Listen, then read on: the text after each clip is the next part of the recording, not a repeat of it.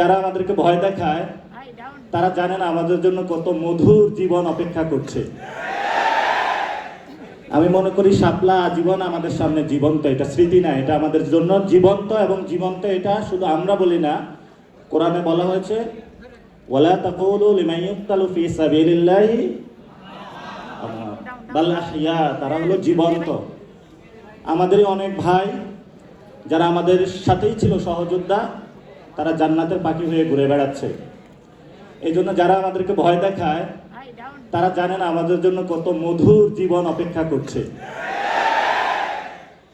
এবং যেই মধুর জীবনের নিশ্চয়তা, যিনি আমাকে সৃষ্টি করেছেন, যিনি প্রত্যেকদিন আমাকে রিজিক দেন, যিনি পালন করেন, উনিই আমাকে নিশ্চয়তা বিধান করেছেন। পৃথিবীর কেউ আমাকে নিশ্চয়তা বিধান করে নাই।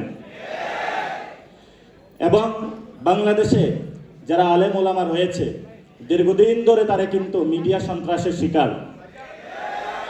আপনারা দেখেছিলেন যখন শাপলা হত্যাকাণ্ড হয়েছিল, আমাদের সামনে এমনভাবে বয়ান উৎপাদন করা হয়েছে, ওইখানে একজন লোকও মারা যায় নাই।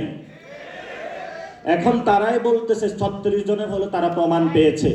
সেই সময়কালীন তারা এটার নাম দিয়েছিল নারকীয় হত্যাকাণ্ড, সন্ত্রাস নাম দিয়েছিল, তাণ্ডব নাম দিয়েছিল তারা।